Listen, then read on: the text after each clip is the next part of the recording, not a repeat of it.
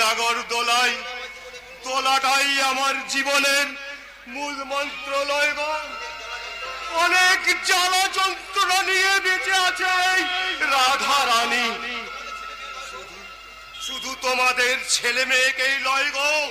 এই সমাজটাকে আমি রাজাতে রাজাতে একদিন ধ্বংসের মুখে ঠেলে দেব। কোন শয়তান পার পাবেনি আমার এই রোশানল থেকে, কোন শয়তান পার পাবেনি।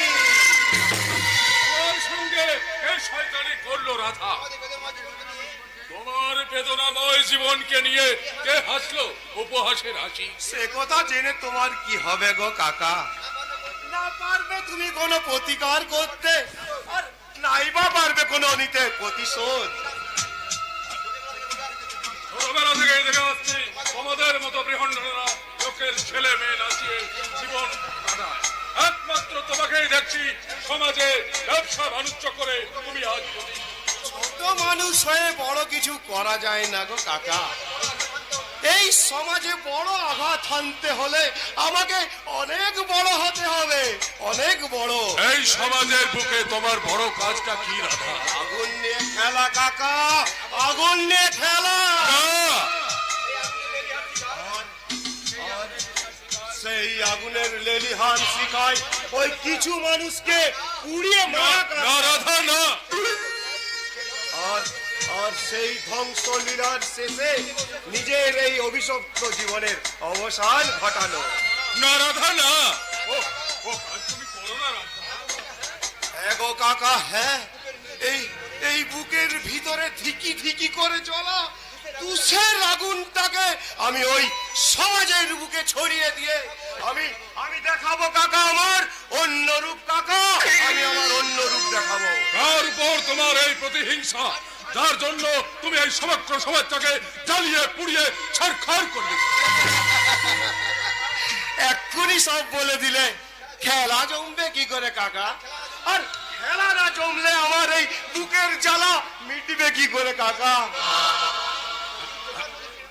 তোমার মতো বৃহন্নলার জীবনে নির্মম নিষ্ঠুর আঘাত হেনে তাকে ক্ষত বিক্ষত করেছে এই তথাকথিত ভদ্র সমাজের মানুষ।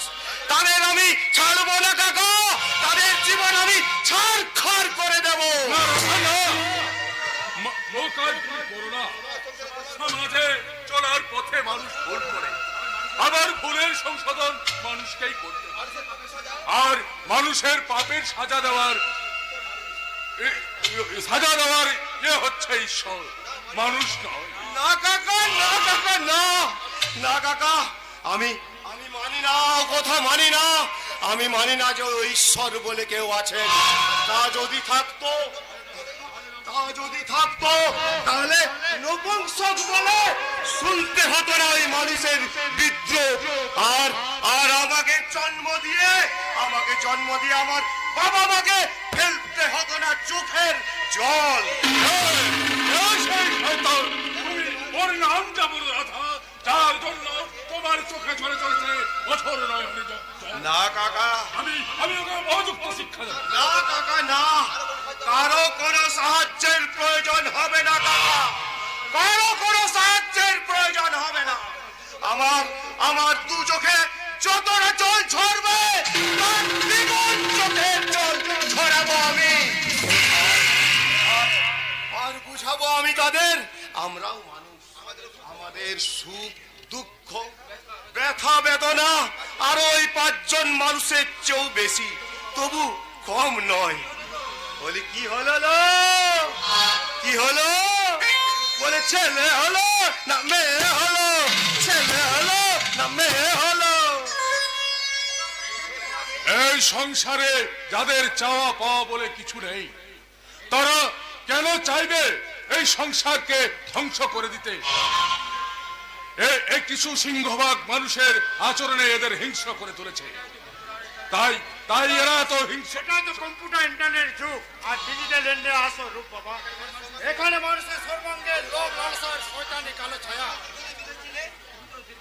তুমি তো দীর্ঘদিন বিদেশে ছিলে রঞ্জন, তাহলে এই দেশ সম্পর্কে তোমার এরূপ মনোভাবের কারণটা আপনি নিজেও জানেন বাবা, চোখের সামনে তো দেখতে পাচ্ছেন এদেশের সিংহভাগ মানুষ কত স্বার্থপর, বেঈমান, বিশ্বাসঘাতক। সেটা আমি বুঝতে পারছি রঞ্জন। তুমি বিদেশি কালচারে বড় হয়েছি, লেখাপড়া শিখেছি, কিন্তু সেই কালচার ভারতীয় সনাতন সংস্কৃতি আর কীর্তিকে গ্রাস করতে পারেনি বাবা। রঞ্জন, আর পারেনি বলে এদেশের বর্তমান সংস্কৃতি আমাকে এত বেশি ব্যথিত করে তুলেছে। তাহলে তুমি কি সেই ব্যথিত হৃদয়ে বিদেশে ফিরে যেতে চাও? না বাবা না, বাড়িতে বিষধর সাপ ঢুকলে সেই সাপের ভয়ে বাড়ি ছেড়ে পালিয়ে যাওয়াটা প্রকৃত শিক্ষা নয়, বরং সেই বাড়ি থেকে সাপকে তাড়িয়ে বাড়ি থেকে বাসযোগ্য করে তোলাটাই প্রকৃত শিক্ষা। সেই প্রকৃত শিক্ষার এদেশে নিট পাও না, ভিক্ষাই করুণা ভিক্ষা। সেটা অবশ্য আমি এদেশে এসেই বুঝতে পেরেছি। কি করে? ওর পোশাক আশাক দেখে। What do you mean? I mean, শাশ্বত ভারতবর্ষে ঐতিহ্যবাহী শিক্ষা নিকেতন পড়াশোনা করে তুই যে পোশাক পরেছিস তা আমেরিকা ইংল্যান্ড মেয়েদের নগ্নতাকে হার মানাবে। আর ভারতবর্ষের ওইসব দেশের চেয়ে কোন দেশে কম নয়, এটাই তার প্রমাণ। কিন্তু এদেশের শিক্ষা বলে কার সঙ্গে লড়াই করতে হয় কাজের মাধ্যমে, এমনি নগ্ন পোশাক পরে। তোদের এই বাঘ যুদ্ধটা একটু থামাতো বাবা। তোদের এই সামান্য ব্যাপার নিয়ে বাঘ যুদ্ধ দেখলে বাইরের শত্রুরা দাঁত বার করে হি হি করে আসবে। বাবার কাছে ছেলেমেয়েরা তো চিরকাল ছোটই থাকে বাবা। বাইরে আমাদের তেমন কোনো শত্রু নেই বাবা, যারা আমাদের পরিবার।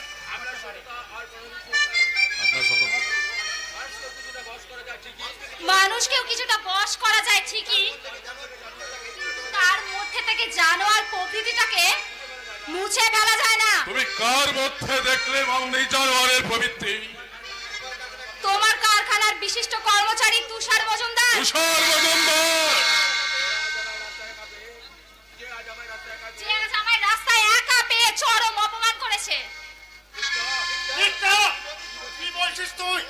সামান্য একজন কর্মচারী হয়ে মালিকের মেয়েকে অসম্মান করেছে। তুষার মজুমদার তোকে কি জানে? না, আমিও তার পরিচয় জানতাম না, কিন্তু তবে আমাদেরই এক কর্মচারীর কাছে তার প্রকৃত পরিচয় পেলাম আমি। সে প্রকাশ্যে রাস্তায় মদ খেয়ে আমার চরম। রঞ্জন, তুমি ব্যাপারটা খোঁজ নিয়ে দেখো, আর প্রয়োজন হলে শোরটাকে যোগ্য শিক্ষা দেওয়ার ব্যবস্থা। সে কথা আপনাকে বলতে হবে না বাবা। ভিকটা আমার একমাত্র বোন, তাই ওর কোনো ভুল কাজে ওকে আমি শাসন করবো ঠিকই, কিন্তু বাইরের কেউ অপমান করবে তা আমি সহ্য করবো না। দাদা, ওরে বোন, ওর আশাক পোশাক চাল চলন কথাবার্তায় আমার আপত্তি আছে ঠিকই, তাই বলে তোর অপমানে নীরব থাকার মানুষ আমি নয়। কারণ কারণ তুমি যে হাজার ফুলের মাঝে একটি গোলাপ, তুমি যে হাজার তারার মাঝে একটি চাঁদ, তুমি যে আমার ছোট্ট বোন, ছোট্ট বোন।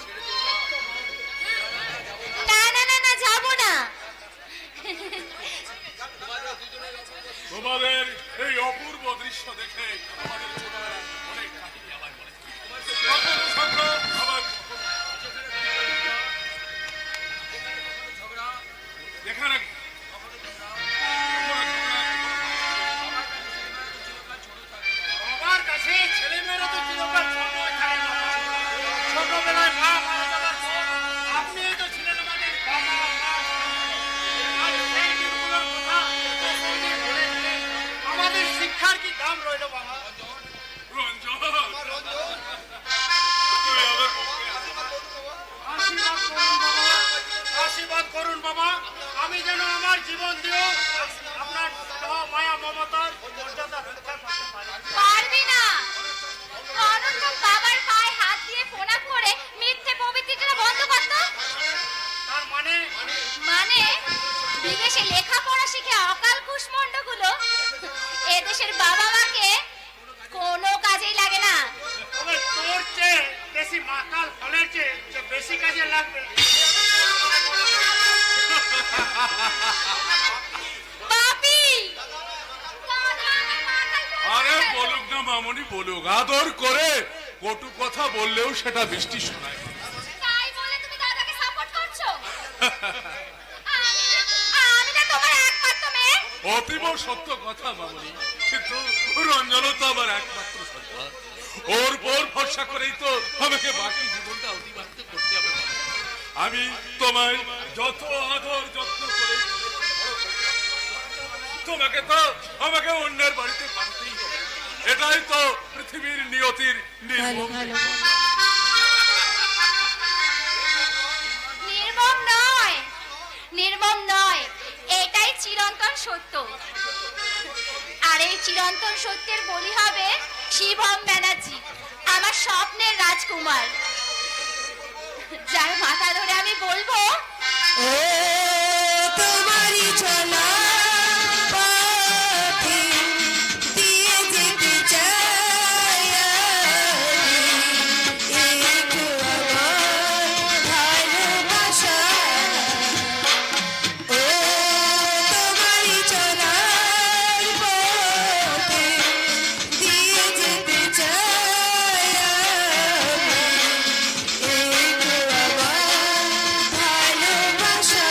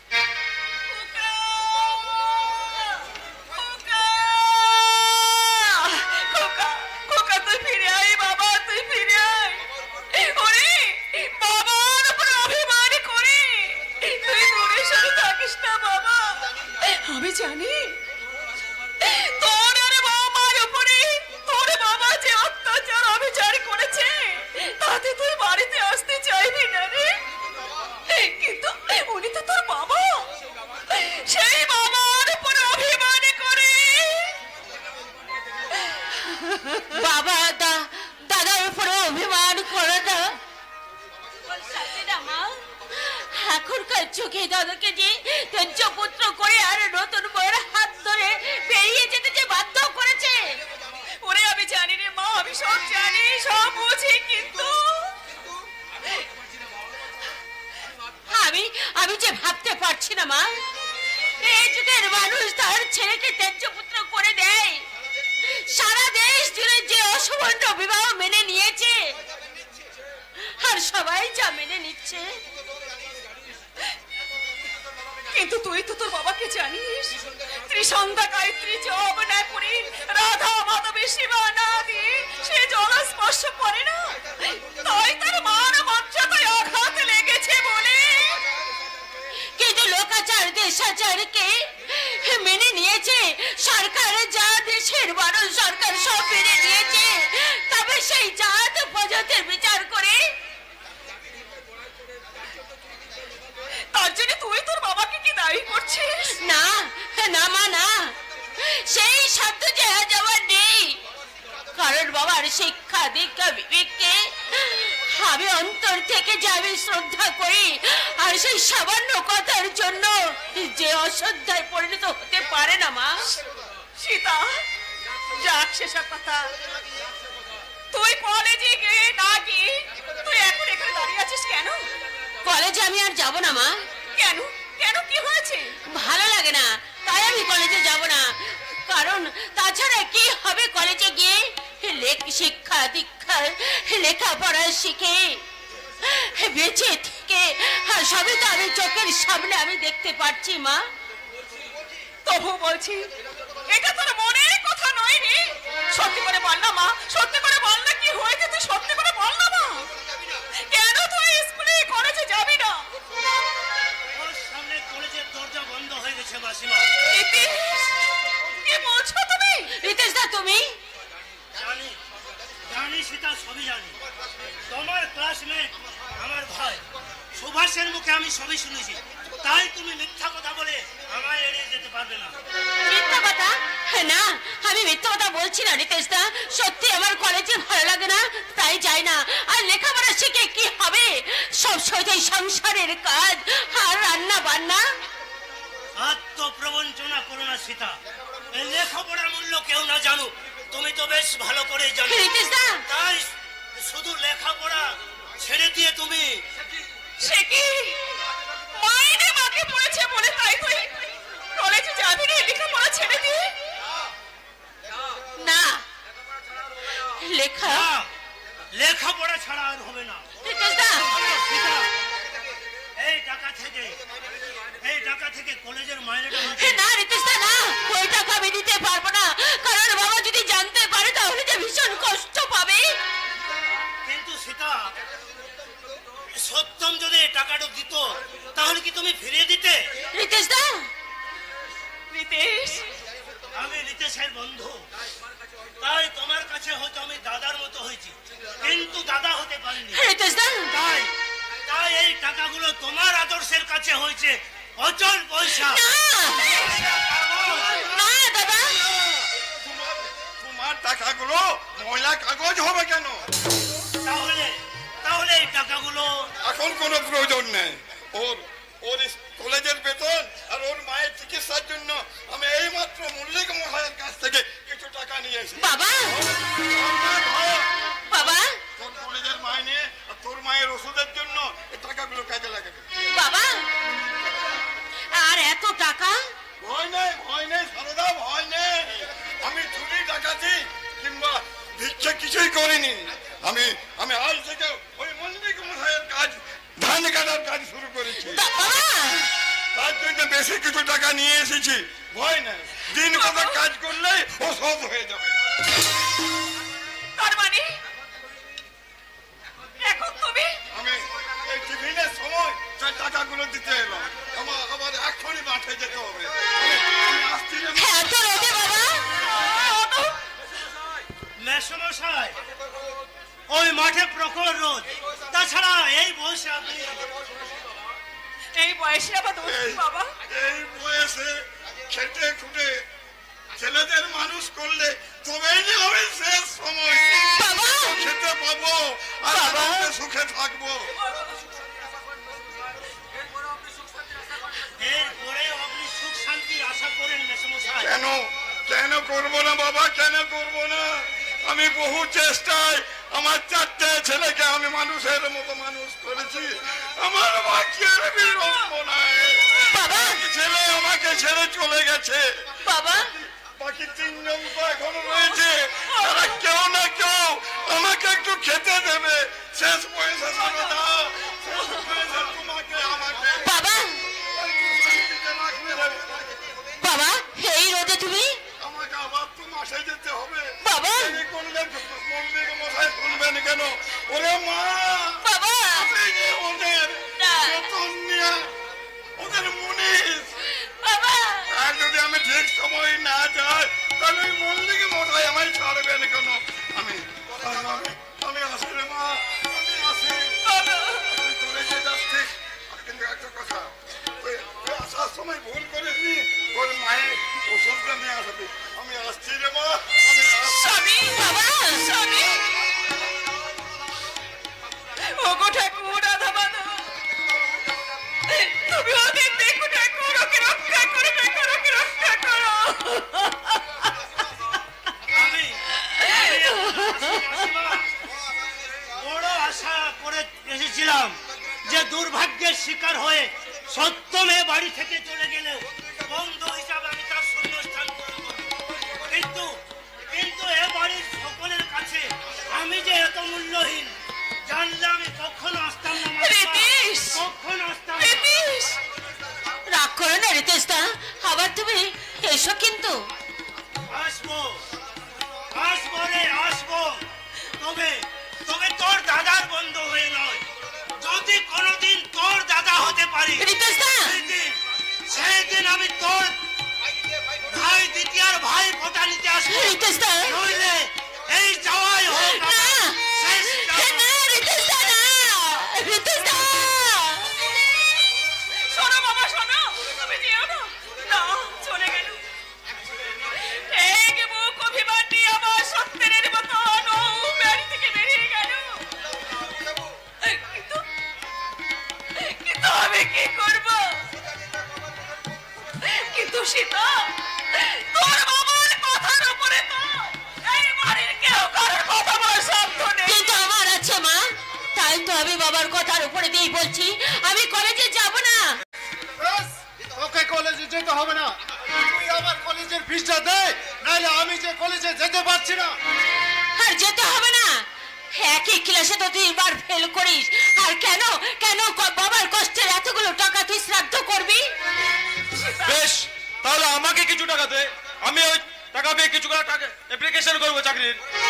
কোনো লাভ হবে না, কারণ তোর কুষ্টিতে ভগবান কোনো চাকরি লেখেনি। তার মানে তোর সাথে নিশ্চয়ই ভগবানের দেখা হয়েছিল। না, দেখা হতে যাবে কেন? বৃদ্ধ বাবা সংসার চালানোর জন্য লোকের মনীষ কাটছে, আর তার ছেলেরা রকে বসে আড্ডা মারছে, আর আর বাবার কষ্টের পয়সাগুলো এভাবে তোরা নষ্ট করছিস। সীতা, তার স্বপ্ন ভগবান কখনো কোনোদিন পূর্ণ করে না দাদা। তোর আজকাল বড় চটং চটং কথা হয়েছে সীতা। মনে রাখিস, টাকাটা কিন্তু বাবার রোজগারের টাকা, তোর রোজগারের নয়। দাদা, আর সেই জন্যই তো কষ্টটা বেশি হচ্ছে রে দাদা।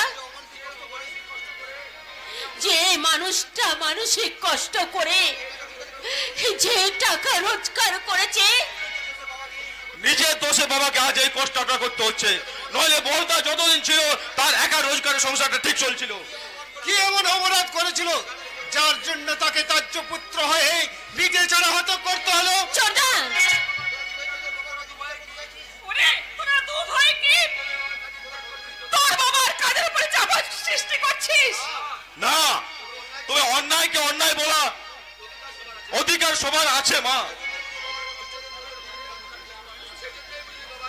সেই জন্যই বুঝি তোদের বাবার জন্য তোদের মনে কষ্টের দাগ লেগেছে, তাই না? ঠিক তাই, কারণ কে স্বেচ্ছায় আগুনে হাত দিলে হাত তো পুড়বে। ছোটা আমার শিক্ষিত আদর্শ সন্তান, সত্যি সত্যি তোরা ব্রাহ্মণ কুলের পুরো সন্তান রে। আমাদের এই স্পষ্ট কথায় আপনি দুঃখ পেলেও আমাদের কিছু করার নেই মা, কারণ বাবা এত জ্ঞানী মানুষ হয়ে যে মহা ভুল করেছে সেই ভুলের খেসারত আমাদের সবাইকে দিতে হচ্ছে, আর আগামী দিনেও দিতে হবে। তাই এখন থেকে সাবধান না হলে। সাবধান? বেশ, বল তোরা কিভাবে তুই সাবধান হতে চাইছিস? ওই টাকাগুলো আমাদেরকে দাও, ওই টাকাগুলো নিয়ে আমরা কয়েকটা চাকরির দরখাস্ত করব। আর কিছু টাকা দিয়ে আমি আমার পড়াশোনাটা চালিয়ে যাব। এখন না হয় কিছুদিন পর হয়তো এই সংসারে সুদিন আসবে। সীতা, ওই টাকাগুলো সব দিয়ে দে মা। কিন্তু মা, বাবা যদি জানতে পারে যে তোমার ওষুধ আনা হয়নি, তাহলে বাবা যে ভীষণ কষ্ট পাবে গো মা। সে যা বলে আমি তাকে বোঝাবো রে। তোকে আমি যা বলছি তুই কাজ কর না। মা যখন দিতে বলছে তোর এত তেনরা মুখ কিসে? সীতা দে টাকা দে বলছি। বেটা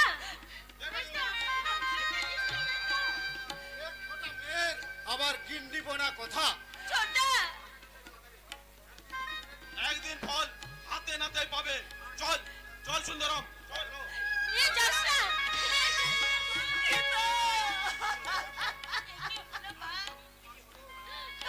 এতদিন তোমার শরীর খারাপ, কিন্তু তোমার ওষুধ। ওরে মা, কি হবে রে ওষুধ কিনে? কি হবে ওষুধ খেয়ে বেঁচে থেকে? মা, এই যদি সংসারের হাল, তাহলে বেঁচে থাকছে মা। ওরে বাবা, কথা বলে না ভাই, কথা বলে না। একমাত্র তুমি তো আছো মা, বাবার একমাত্র সম্বল। তোমাকে ছাড়া আমরা কেমন করে বাঁচবো মা, বলতে পারো? আমরা বাঁচবো না মা, বাঁচবো না। ওরে না রে না, কেউ কারোর মারবে না রে, কেউ কারোর মারবে না। দেখতে পাচ্ছিস না এই সংসারের মানুষগুলো কেমন ক্ষণে ক্ষণে রূপ বদল করছে? না, ওই দেখ মা, ঝড় আসছে, ঝড়, সব ঝড় এসে উড়াত পালাত করে ওরে এই মাটির সঙ্গে সব মিশিয়ে দেবে রে। ওরে ঝড় উঠেছে বন পাতা,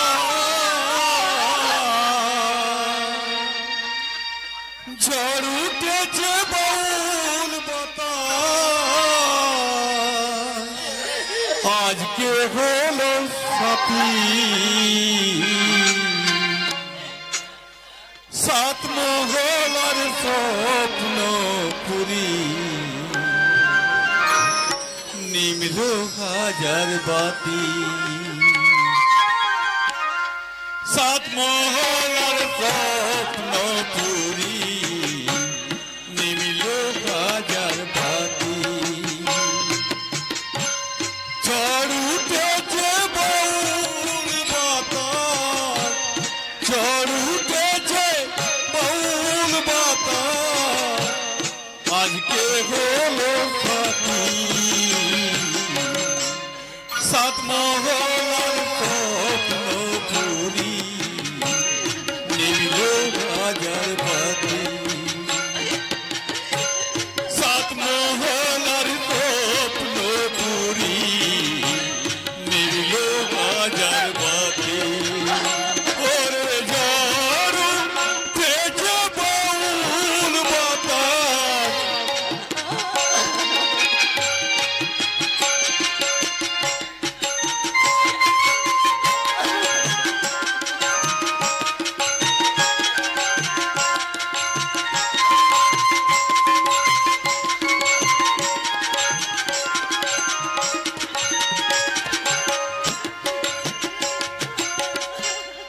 পুত্র বিনার ঝঙ্কারেতে পুত্র জীবন মেতে পুত্র বিনার ঝঙ্কারেতে পুত্র জীবন মেতে সকল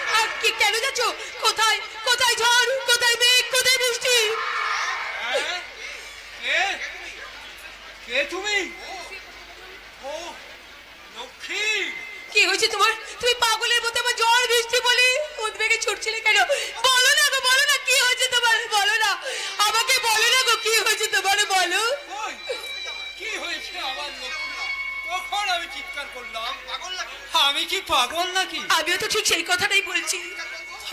ভুল বুঝে আমি চিৎকার করব, ভুল বুকে ছুটি করব?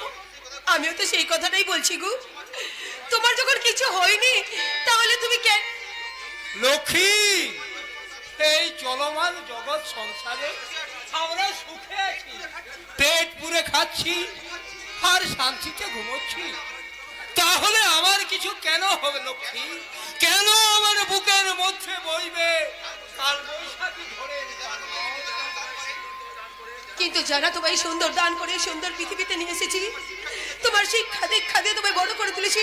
একবার খোঁজ নিয়ে দেখেছো কি তারা কতটা সুখে আছে? পেট পুরে খাচ্ছে কিনা, শান্তিতে ঘুমাচ্ছে কিনা? না না লক্ষ্মী, না, সে খবর নেওয়া, সে কথা জানবার আমার কোনো অধিকার নেই। আমি যে তাদের বংশের তেজ্য পুত্র, মুখের একটা কথা দেখি শেষ হয়ে যায়, মাতৃবন্ধন শেষ হয়ে যায়, পিতৃস্বদের স্নেহ, মায়া, মমতা, ভালোবাসা, রক্তের বান্ধন। তুমি কি পারবে তাদেরকে বাদ দিয়ে সেই শ্রদ্ধা ভক্তি দিয়ে অন্য কাউকে বাবা মা বলে ডাকতে পারবে? না গো, পারবে না। আমি জোরহাত করে তোমাকে বিনতি করছি লক্ষ্মী, তুমি চুপ করো, তুমি চুপ করো। আমি যে আর শুনতে পারছি না। তবুও যে তোমায় শুনতেই হবে গো, তবুও যে তোমায় শুনতে হবে। তোমার কর্তব্য, তাদের প্রতি তোমার কর্তব্য শেষ হওয়ার পরে তুমি যে তাদেরকে সেখান থেকে ছেড়ে চলে এসেছো, তাহলে তুমি তাদের প্রতি কর্তব্য দায়িত্ব আর কবে পালন করবে বলো? কিন্তু যাদের সামনে যাওয়ার কোনো অধিকার নেই লক্ষ্মী, আমি কিভাবে তাদের খোঁজ নেব? কেমন করে করব তাদের প্রতি আমার কর্তব্য পালন? সে কথা কি আমাকে বলে দিতে হবে? তুমি আমার স্বামী, আমার জীবন মরণের দেবতা, তোমার কথাই পালন করা যে আমার কাছে সব থেকে বড় ধর্ম। সেই সেই আমি কি না আমার সংসারের গুণীজনেরা বলেন সংসার সুখের হয় রমণীর গুণে, আর তোমার সেই গুণেই হবে লক্ষ্মী আমার পিতামাতার প্রতি কর্তব্য পালন। বেশ, তাহলে মন দিয়ে শোনো আমার কথাগুলো। তুমি সেখানে গিয়ে দূর থেকে দাঁড়িয়ে দেখবি তারা কেমন আছে, ঠাকুরজি, ঠাকুরপো, বাবা মা।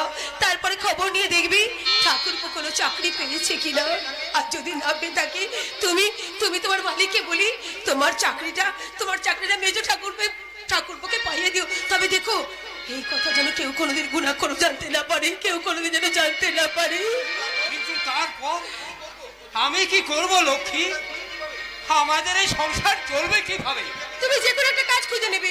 আর আমি সামান্য সেলাইয়ের কাজ জানি, তুমি আমাকে একটা মেশিন কিনে দিও। তারপরে আমি পাড়ায় মেয়েদের কাপড় জামা সেলাই করে তাদের বাড়িতে পৌঁছে দেবো।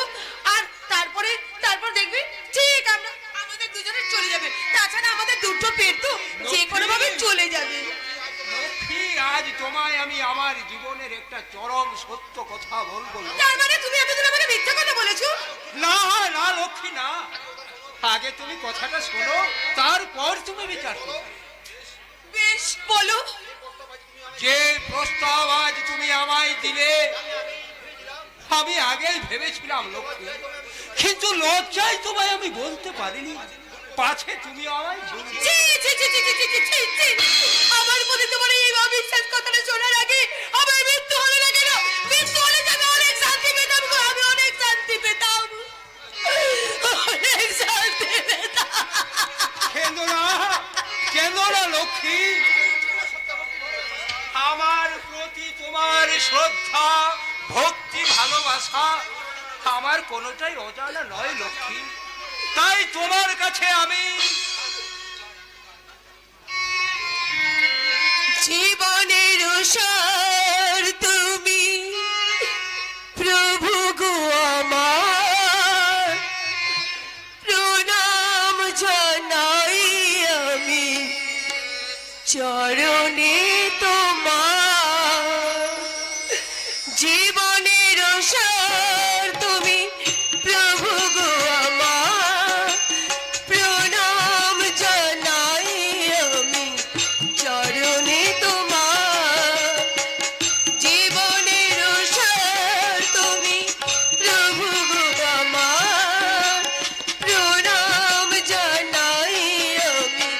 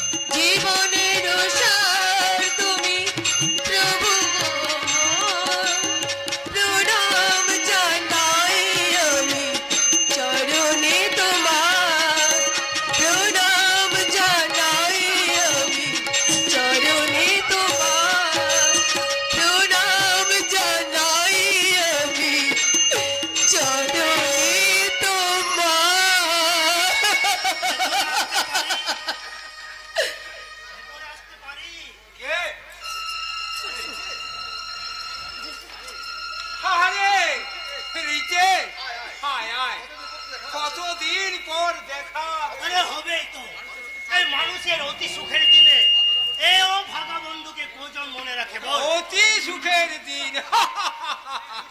তুই ঠিকই বলেছিস রে রিতেশ। সত্যি আমরা হয়তো ভালো আছি। যা, তুই কেমন আছিস বল? একেবারে ফাইলের চেয়ে সুন্দর। আর বৌদি, তুমি যতটা দেখছো তার থেকে একটু হলেও বেশি ভালো আছি। যা, ও বাড়ির কোনো খবর রাখিস রে রিতেশ? আরে না রাখার কি আছে? তাছাড়া গতকাল আমি ও বাড়িতে গিয়েছিলাম। তাহলে বল, মা কেমন আছে রে? রোগ সজ্জায়, রিতেশ, তবে তবে ওষুধ পথ্যবিহীন। আর ঠাকুরপো, আর ঠাকুরপো, ঠাকুরজি, বাবা এরা সব ঠাকুরপোরা বেকার লেনবট হয়ে ঘুরছে। আর টাকা পয়সার অভাবে ঠাকুরজির কলেজ যাওয়া বন্ধ। আর সংসার চালানোর তাগিদে বাবা এখন লোকের জমিতে মুনিশ খাচ্ছেন। তাহলে তুই আছিস কি করতে রে রিতেশ? পারিস না একটু সহযোগিতার হাত বাড়িয়ে দিতে? না, জানিস যে অভাবে অনটনে মারা গেলে আজন্ম সত্য কারো দয়ার দান গ্রহণ করতে পারে। আমি যাব রে রিতেশ, একবার তাকে অন্তত দূর থেকে দেখে আমার জীবনের কিছুটা আমি পাপ ক্ষয় করে আসবো। যাবার সময় একটা রুমাল নিয়ে যেও কিন্তু। কেন, কি হবে? বাবার একটু চরণ ধুলি নিয়ে এসো, রুমালে বেঁধে যাই মস্তকে ধারণ করি। আমি আমার নারী জীবন ধন্য করবো গো, আমি আমার নারী জীবন ধন্য করবো। কিন্তু যাদের সামনে যাওয়ার কোনো অধিকার নেই লক্ষ্মী, তাহলে কিভাবে আনবো বাবার পদ? তুমি দূরে দাঁড়িয়ে থেকে বাবার যাওয়ার পথ লক্ষ্য করবি। বাবা যখন যেই পথ থেকে হেঁটে যাবি, সেই পায়ে বাবার যেখানে পদচিহ্ন পড়বি, সেখান থেকে তুমি একটু ধুলোয় রুমালে করে বেঁধে মাথায় করে নিয়ে এসো গো, মাথায় করে নিয়ে এসো। বৌদি, আমি জানি না যে ওই স্বর্গের দেবীরা তোমার চেয়ে কত বেশি সুন্দর। ঠাকুরপো, তবু সেই দেবীদের উপেক্ষা করে আমি তোমার চরণে জানাই আমার শত শত কোটি ঠাকুরপো,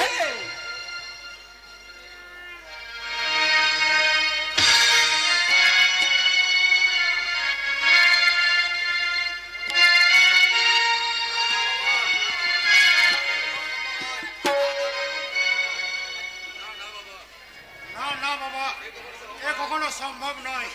সত্যম বাবুর মতো সৎ আদর্শবান মানুষকে ছেড়ে তার ভাইকে কোম্পানি ম্যানেজার পদ দেওয়া যায় না। সে কথা আমি জানি রঞ্জন, কিন্তু এই আবেদন পত্রে দেখো সে কেমন অনুনয় বিনয় করে লিখেছে। সততা, ন্যায়, নিষ্ঠা, বিনয় এগুলো সত্যম বাবুর অলংকার বাবা। আর সেই জন্য তো ওনাকে ছাড়া যাবে না। আজ আমি তাকে এখানে আসতে বলেছি, তুমি তার সঙ্গে এইটা ফয়সালা করে নি। ফয়সালা হয়ে গেছে বাবা। সত্যম বাবু আমাদের কোম্পানির আলোক স্তম্ভ। সেই আলো নেমে অন্ধকারে নিমজ্জিত হতে আমি চাই না।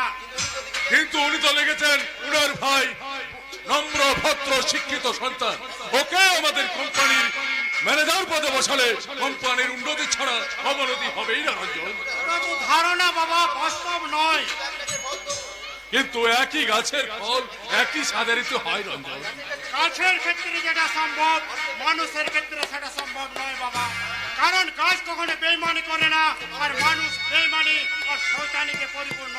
তার মধ্যে সঠিক মানুষ বেছে নিয়ে তাকে বিশ্বাস করে কাজের দায়িত্ব দিতে হবে রঞ্জন। না হলে যে এই জগৎ সংসার অচল হয়ে যাবে। তবু আপনার সিদ্ধান্তটা আমরা মেনে নিতে পারছি না সত্যম বাবু। তাই আপনি আপনার আবেদন পত্রটা ফিরিয়ে নিন। না রঞ্জন বাবু, না, ফিরিয়ে নেওয়ার জন্য ওটা আমি দিইনি রঞ্জন বাবু। দিয়েছি আমি আমার অনুরোধ বিবেচনা করেছি সত্য, তারপরে বলছি বাবা। আপনারা কেন বুঝতে চাইছেন না যে কোন অসুবিধায় পড়ে, কোন ব্যথা বেদনা বুকে নিয়ে আজকের দিনে একটা শিক্ষিত ছেলে তার নিজের চাকরি ছেড়ে দিতে চাইছে। বেশ, আপনার প্রকৃত অবস্থাটা বলুন, শুনে যদি আমাদের মনে হয়। বেশ, তাহলে শুনুন। আমাদের পরিবারের একমাত্র উপার্জনক্ষম মানুষ আমার একটা গর্হিত কাজের জন্য বাবা আমায় ত্যায্য পুত্র করলেন। তোমার মতো ছেলের গর্হিত কাজ কি কি সেই কাজ বাবা সত্য? আমার বাবা সাত্বিক ব্রাহ্মণ, ত্রিসন্ধ্যা গায়ত্রী জপ না করে সে জলও স্পর্শ করেন না স্যার। কিন্তু তার ছেলে হয়ে আমি এক ছোট লোক বাড়ির নিচু জাতির মেয়েকে বিয়ে করতে আমি বাধ্য হয়েছি স্যার। বাধ্য হয়েছি মানে তাহলে বিয়ে ভেঙে যাবার ফলে কি? হ্যাঁ হ্যাঁ রঞ্জন বাবু, মৃত্যুর হাত থেকে মেয়েটিকে বাঁচাতে তাকে বিয়ে করে ছাড়া যে আমার আর অন্য কোনো উপায় ছিল না রঞ্জন। এই মাত্র তাহলে তোমার অপরাধ সন্তান, যার জন্য তুমি তোমার বাবার আজ ত্যায্য পুত্র। আমার দুর্ভাগ্য আর বিধির বিধানকে মেনে নেওয়া ছাড়া আমার যে আর অন্য কোনো উপায় ছিল না স্যার। তাহলে চাকরি ছেড়ে দিয়ে বিধির কোন বিধানকে আপনি মিথ্যা করে দিতে চাইছেন সত্যম বাবু? রঞ্জন বাবু, বর্তমানে মা অসুস্থ, তার ওষুধ পথ্য জোটে না, ভাইয়েরা বেকার, বোন পয়সার অভাবে কলেজে যেতে পারছে না, সংসার চালানোর জন্য বৃদ্ধ বাবা যাচ্ছেন অন্যের জমিতে কাজ করতে। এই দুঃখ জ্বালা যন্ত্রণা আমি কি করে সইব রঞ্জন বাবু? কিন্তু আপনার বাবা তো আপনাকে ত্যায্য পুত্র করেছেন, আর ধরে নামিয়ে দিয়েছেন এই সমাজ সংসার থেকে, তাহলে তাদের দুঃখ কষ্ট আপনার বুকে বাঁচবে কেন? রক্তের সম্পর্ক রঞ্জন বাবু এই পৃথিবীতে কোনো কিছুর বিনিময়ে ছিন্ন